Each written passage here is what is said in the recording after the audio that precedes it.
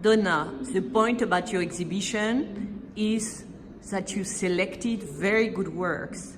That's the new thing about Warhol. So, what is a good Warhol painting? I think a good Warhol painting is one that actually has a crispness, a sharpness. You can see graphically it all come together. And it's also one where I think the subject matter has a particular kind of currency and relevance.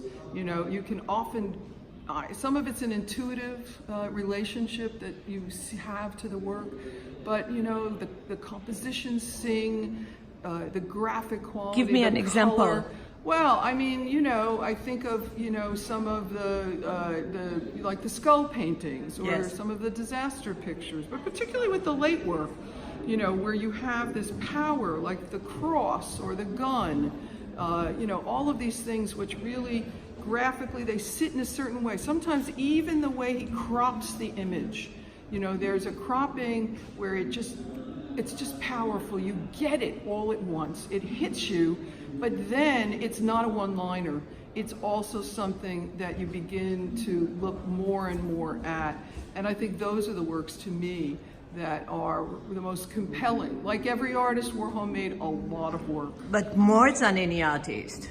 He was yes. very prolific, and that's the problem, because the art market is invaded by bad paintings too. Well, you have to, you know, I think it may sound like an oxymoron to talk about Warhol and connoisseurship, but it's like every artist, you know, there are some paintings that are great and there are some that are okay or good.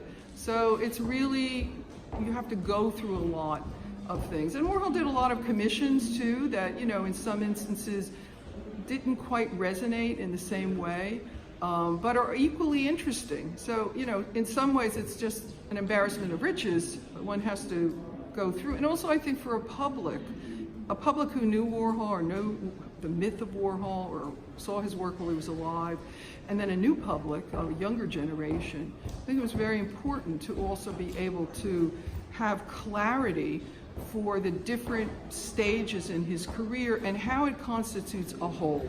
Yes. If you choose any one work, you don't understand the complexity and the trajectory of what he was doing. Yes, you are very diplomatic in a way, but one can see in this show that you make a very sharp selection. So sharp selection means also a lot of bad works. Not in the show, but out of the show. As I say, I think, first of all, if you have an artist who's working in this technique, you know, and working all the time, it isn't just because Warhol worked with silkscreen. You know, the factory model, when you look at the images of who worked in the factory, it's basically Andy Warhol and Gerard Malanga. It's not a factory, it's a cottage industry.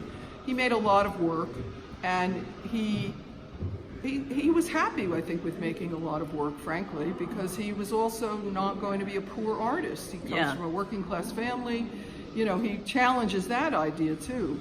You know, the artist not being the poor guy working up in the garret somewhere. Yeah. But, you know, absolutely. I mean, I think there are, as I say, there are artists who make very good work all the time, but there are also, most artists make things, they don't often show them. Yeah. And I think that's why it's interesting to see the works that Warhol showed in his lifetime and then things later on. So, but yeah, it's a selective show, but I think people have Warhols that are good Warhols that they're very happy to live with. I'd be very happy to live with. Merci.